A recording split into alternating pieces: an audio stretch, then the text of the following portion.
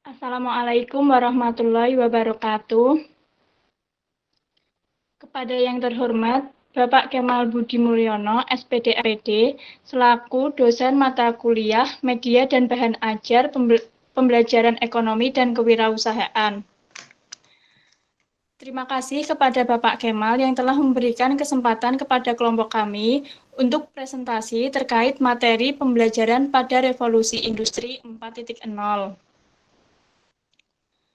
Sebelumnya, perkenalkan nama saya Alivia Risa Amalia, selaku moderator dan pemateri pertama, yang akan membahas terkait pembelajaran Revolusi Industri 4.0.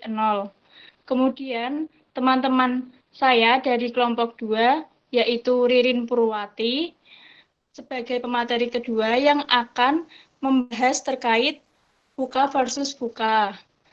Dan Devi Arianti, pemateri ketiga, yang akan membahas terkait keterampilan menghadapi revolusi industri 4.0. Terakhir, Habib Amar sebagai pemateri keempat yang akan membahas terkait media dan bahan ajar yang digunakan pada pembelajaran revolusi industri 4.0. Baik, langsung saja kami mulai pada materi pertama, yaitu revolusi industri. Industri 1.0 ditandai dengan mekanisasi produksi untuk menunjang efektivitas dan efisiensi aktivitas manusia.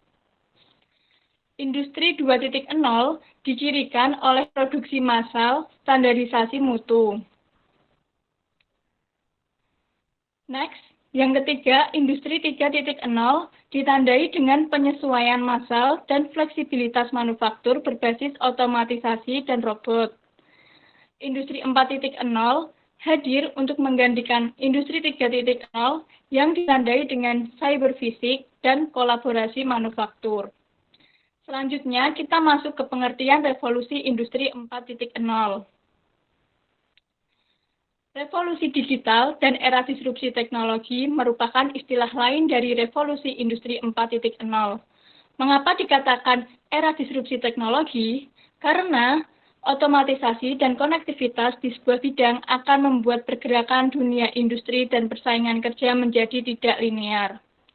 Kemudian salah satu karakteristik unik dari Industri 4.0 adalah pengaplikasian kecerdasan buatan atau artificial intelligence yang salah satunya yaitu penggunaan robot untuk menggantikan tenaga manusia sehingga lebih murah, efektif, dan efisien. Selanjutnya, kita masuk mari pembelajaran pada revolusi industri 4.0. Era digital sebagai dari perkembangan revolusi industri 4.0 menjadi pendorong kemajuan teknologi, termasuk bidang pendidikan. Kemajuan tersebut semakin memudahkan siswa dalam memenuhi kebutuhan pengetahuannya dengan mencari, mengevaluasi, mengatur, dan mengkomunikasikan informasi yang diperoleh untuk memecahkan permasalahan yang dihadapi. Kemudian, keberadaan dari teknologi tersebut menjadikan pendidikan bergeser dari model konvensional yang mengharuskan guru bertatap muka dengan siswa menjadi pembelajaran yang lebih fleksibel. Guru dapat menggunakan media pembelajaran online dalam menyampaikan pembelajaran maupun memberi tugas kepada siswa. Guru juga dapat memanfaatkan kecanggihan teknologi dengan melakukan pembelajaran daring atau e-learning. Next.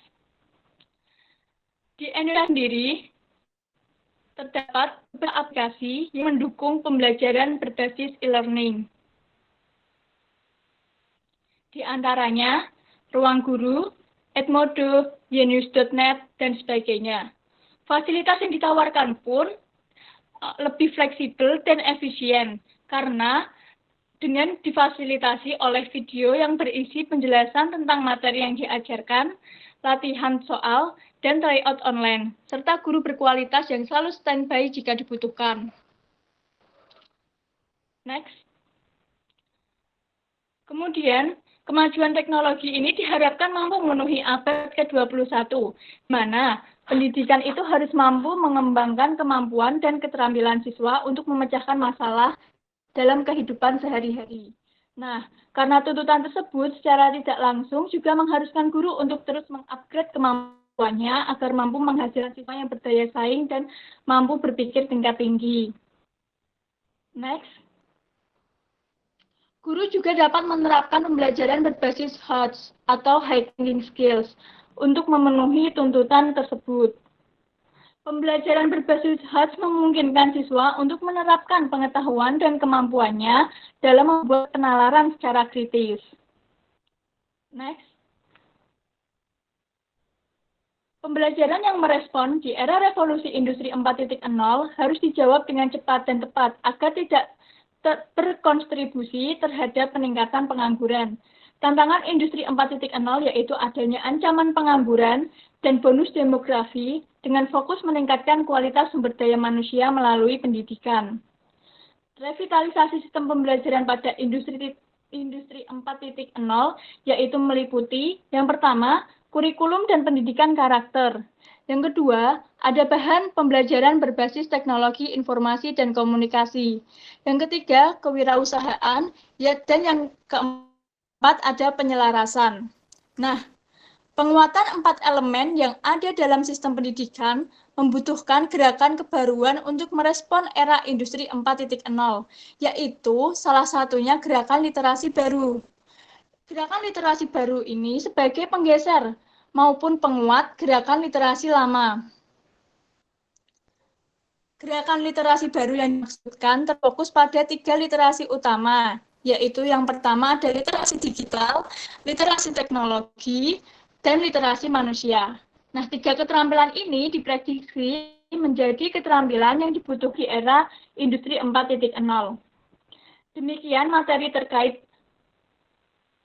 pembelajaran revolusi industri 4.0.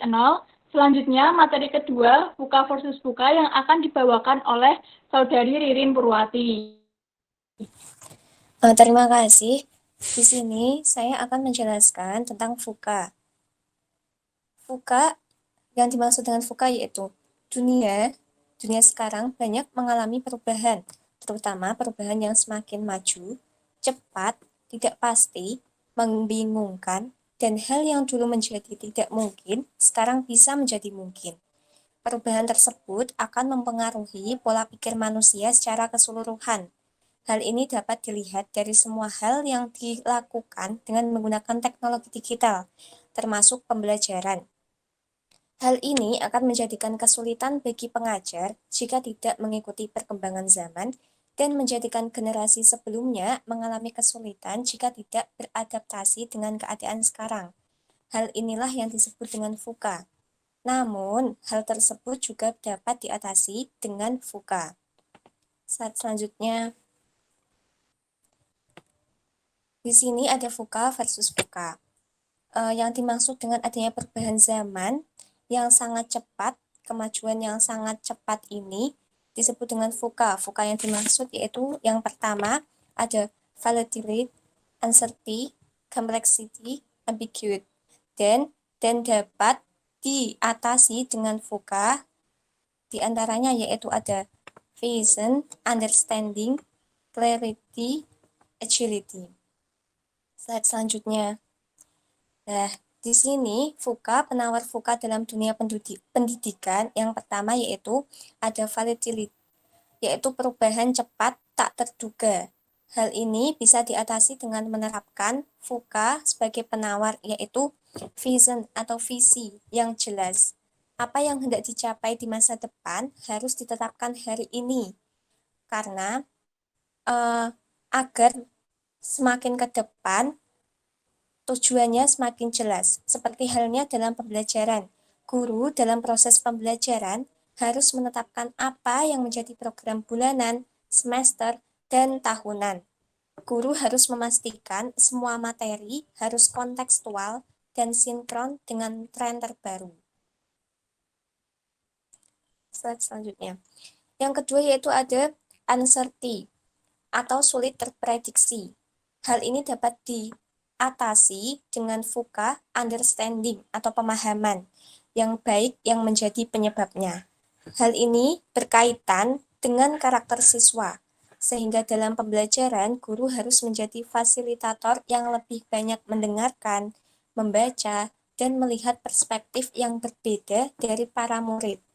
Guru juga harus mengenali gaya belajar setiap murid, karena mengenali murid adalah suatu keharusan bagi seorang guru. Yang ketiga yaitu ada complexity, yaitu keruwetan dan kerumitan. Keruwetan dan kerumitan yang dialami dari para siswa dalam pembelajaran dapat diatasi dengan kemauan para pengajar untuk lebih merespon, tidak reaktif, dan mengklarifikasi setiap permasalahan yang ada agar tercipta kejelasan dalam mengambil keputusan. Yang keempat yaitu ada ambiguity, yaitu kebingungan atau kebimbangan. Kebingungan atau kebimbangan pembelajaran dapat diselesaikan dengan kelincahan atau keluasan para guru melihat solusi-solusi yang ada.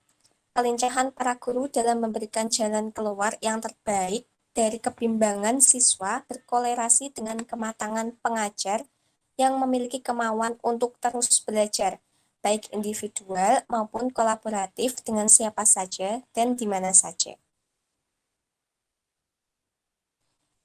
Itu yang bisa saya sampaikan mengenai VUCA versus VUCA. Selanjutnya akan dilanjutkan oleh Devi.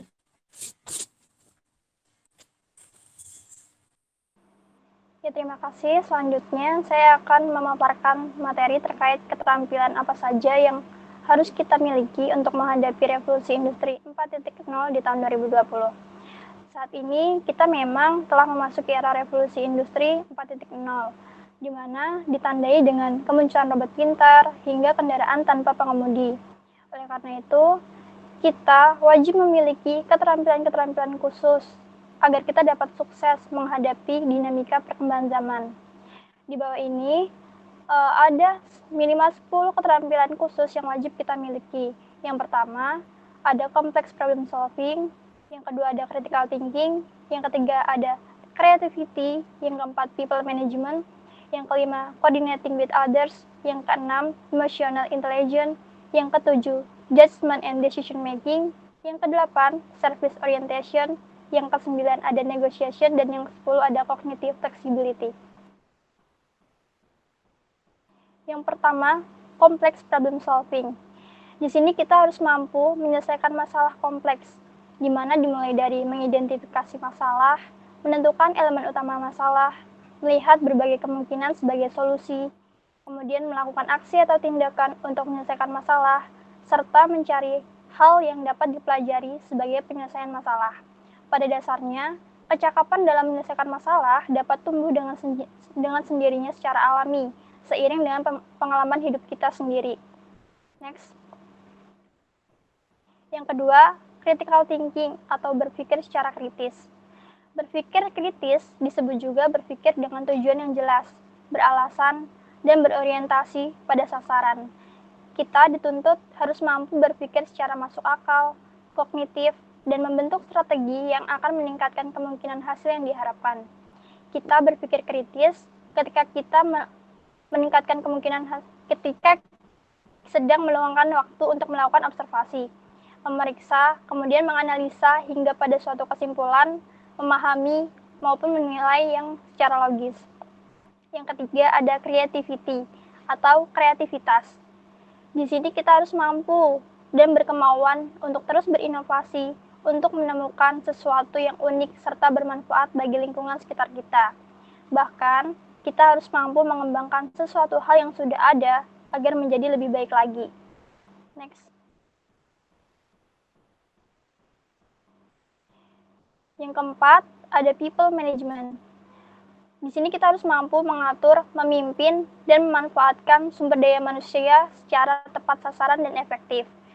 Pemimpin yang cerdas biasanya adalah mereka yang dapat memaksimalkan jam kerjanya dengan belajar untuk mendelegasikan, memprioritaskan, dan juga berusaha untuk menyederhanakan masalah. Yang kelima, coordinating with others atau berkoordinasi dengan orang lain. Kesuksesan kerja tim biasanya memerlukan koordinasi yang baik antar anggotanya. Tujuan dibentuknya tim adalah untuk menangani suatu masalah, bukan hanya agar masalah itu sendiri cepat tuntas. Tapi dengan hal itu menuntut kita harus mampu bekerja sama dengan tim maupun orang lain yang berasal dari luar tim. Next. Yang keenam, emotional intelligence. Kita harus mampu untuk mengatur, menilai, menerima, dan mengontrol emosi diri dan orang-orang di sekitar kita. Mengatur emosi di sini adalah kemampuan untuk mengidentifikasi, mengelola, dan memanfaatkan emosi dengan baik. Ketika kita mampu mengelola emosi diri kita dengan baik, maka secara tidak langsung kita dapat belajar bagaimana mengendalikan emosi orang lain. Next. Yang ketujuh, judgment and decision making. Kita harus mampu membuat keputusan, menarik kesimpulan atau situasi yang dihadapi, serta mampu mengambil keputusan dalam kondisi apapun, termasuk saat sedang berada di bawah tekanan. Next. Yang kedelapan, service orientation atau berorientasi untuk membantu. Kita memiliki keinginan untuk membantu dan melayani orang lain dengan sebaik mungkin untuk memenuhi kebutuhan mereka. Pelayanan yang diberikan pun tentu dengan cara yang tulus, bukan mengharap sesuatu hal atau mengharapkan penghargaan semata. Yang kesembilan, ada negotiation atau mampu bernegosiasi. Salah satu tanda kita kurang cakap bernegosiasi adalah ketika terpaksa mengiyakan apapun yang dikatakan orang lain tanpa mampu menyanggah.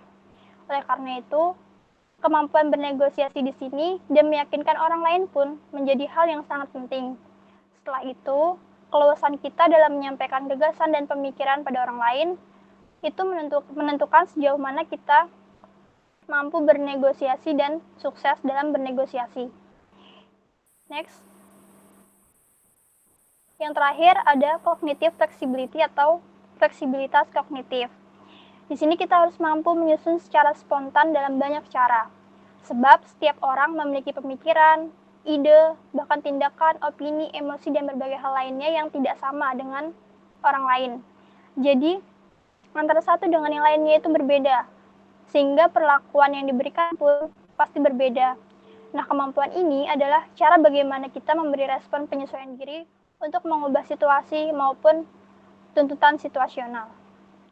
Sekian paparan dari saya, selanjutnya akan dilanjutkan oleh Mas Habib Amar.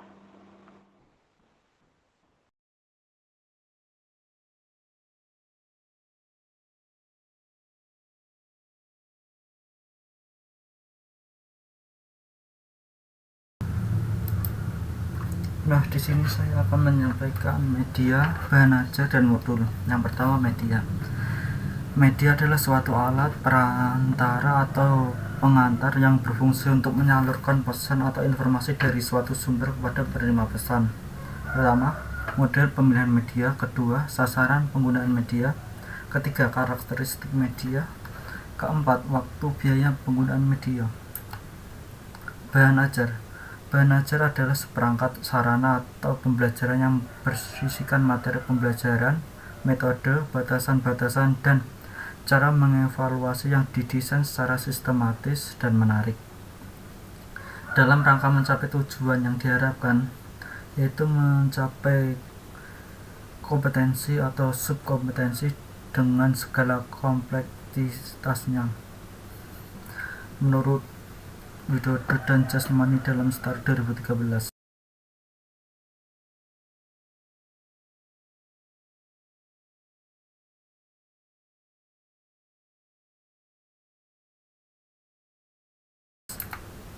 Bahan ajar. Yang pertama, desain. A. Bahan pembelajaran didesain lengkap. B. Bahan pembelajaran didesain tidak lengkap. 2. Buku pelajaran. A. Keamanan nasional. B. Isi buku. C. Cara penyajian. D. Bahasa yang digunakan. E. Ilustrasi. Modul. Modul adalah suatu unit program pembelajaran yang terencana desain guna membantu peserta mencapai tujuan pelatihan.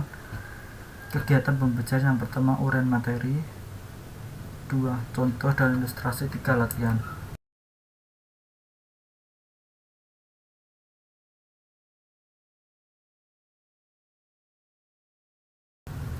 Modul. Prinsip-prinsip modul yaitu A. Goal oriented, berorientasi pada tujuan atau kompetensi. B. Self-instruction, pembelajaran mandiri. C. Continuous progress, maju berkelanjutan. D. Self-contained, penataan materi secara modular yang utuh dan lengkap. D. Cross-referencing, rujukan silang antar modul dalam mata latihan. E. Self-evaluation, penilaian bahan belajar mandiri.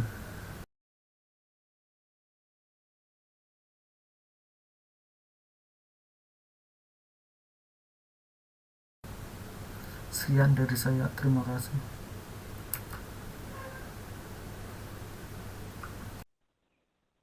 Baik, terima kasih kepada teman-teman pemateri karena telah memberikan pemaparan yang jelas bagi kami.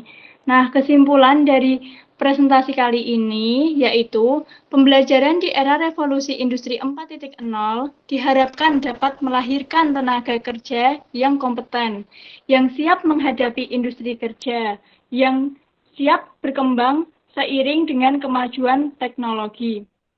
Keahlian kerja, kemampuan beradaptasi, dan pola pikir yang dinamis menjadi kebutuhan bagi sumber daya manusia dalam menghadapi tantangan revolusi industri 4.0. Demikian presentasi dari kelompok 2 dengan topik pembelajaran pada revolusi industri 4.0. Saya sebagai moderator mewakili teman-teman dari kelompok 2 memohon maaf apabila ada salah kata. Terima kasih. Wassalamualaikum warahmatullahi wabarakatuh.